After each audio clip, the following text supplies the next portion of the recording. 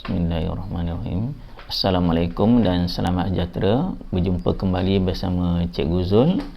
Hari ini cikgu nak mengajar murid-murid bagaimana nak mencipta pantun. Kalau biasa kita dengar buah cepedak di luar pagar, ambil galah tolong jolokkan. Saya budak baru belajar, kalau salah tolong tunjukkan. Okey, itu pantun 4 kerat. Jadi sebelum belajar pantun 4 kerat, kita belajar dulu buat pantun 2 kerat. Okey, pantun 2 kerat ni pun dia ada cara dia ada rima tengah dan rima akhir. Okey ya. Biasa kalau cikgu usik-usik murid kat kelas, okey, kain batik, kain pelekat. Amira cantik, Amir tepikat. Okey. Itu pantun 2 kerat. Jadi cikgu akan terangkan nanti satu demi satu. Kita cerita pantun dulu, yang penting rima akhir dia tu sama. Okey, bunyi akhir dia. Okey, kita ambil contoh nombor 1. Waktu malam makan Maggi, atuk sudah tiada gigi. Yang kita dengar Maggi, gigi, GI, GI. Itu maksudnya rima akhir yang sama. Rima tengah dia waktu malam, dengan lagi satu lagi atuk sudah. Dia tak sama rima tengah tu. Dia kira pantun ni tak lengkap lah. Tetapi untuk belajar buat pantun, yang penting akhir tu dulu sama. Okey, cikgu ulang balik semula. Waktu malam makan Maggi, atuk sudah tiada gigi. Okey, itu satu pantun. Yang kedua, tengok contoh yang kedua pula. Makan capati kedai mamak, badan awak banyak lemak. Okey, yang hujung dia yang sama tadi mamak dengan lemak. Okey, kita dah dapat dah. Mamak, lemak, mak, mak. Okey, bunyi akhir dia dah sama dah. Okey, tapi bunyi tengah dia capati dengan awak. Yang rima tengah ni masih salah lagi. Tak apa, kita cuba yang ketiga.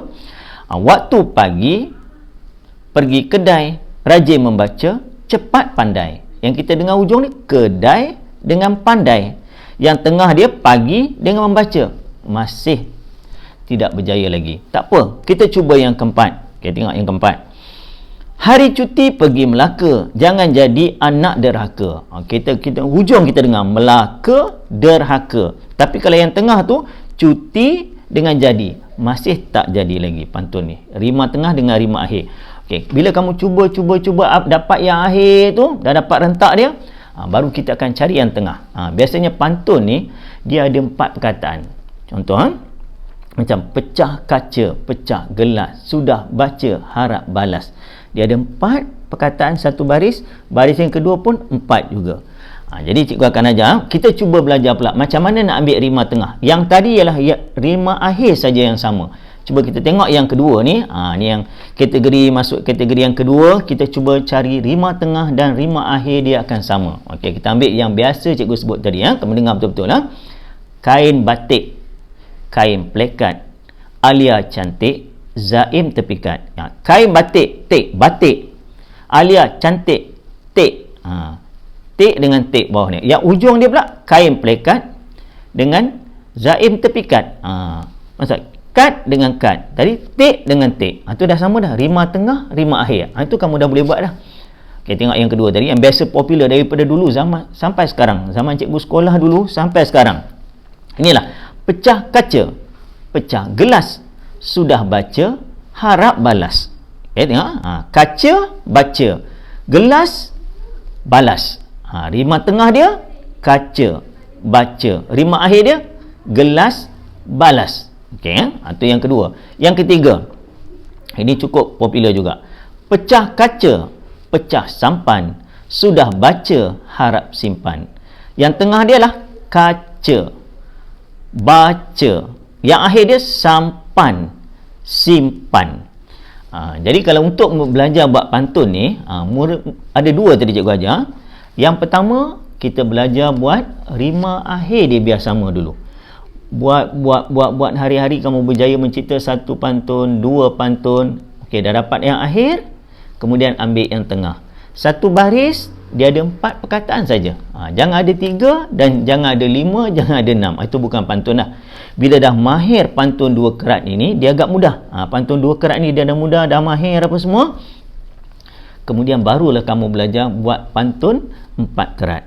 Okey, pulau pandan jauh ke tengah, gunung daik bercabang tiga, hancur badan dikandung tanah, budi yang baik dikenang juga.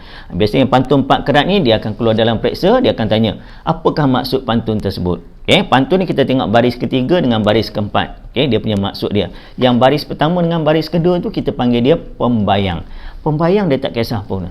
Okey, kalau kamu nak mahir lagi dalam pantun, kamu akan tengok dalam pertandingan berbalas pantun. Okey, dia ada sekolah rendah, ada sekolah menengah, ada sampai ke universiti. Okey, pantun ni orang-orang dulu dia berkias nak meminang dan sebagainya, mereka akan berpantun dahulu. Ada kalanya dulu sebelum dapat bertemu pengantin lelaki, dapat bertemu pengantin perempuan nak bersanding, kena pantun dulu. Rombongan lelaki mulakan, yang perempuan sambung, sampailah akhirnya mereka bertemu. Selagi tak boleh berbala pantun, tak dibenarkan bersanding. Tapi adat tu semakin lama semakin dilupakan. Jadi cikgu harap anak-anak murid cikgu gunakan kesempatan berada dekat rumah ni, tengok internet dan sebagainya, belajar buat pantun. Dan kepada murid-murid yang akan mewakili sekolah dalam pertandingan berbalas pantun, hebat, tahniah. Cikgu harap kamu teruskan usaha kamu. Okey, kita jumpa lagi. Bye.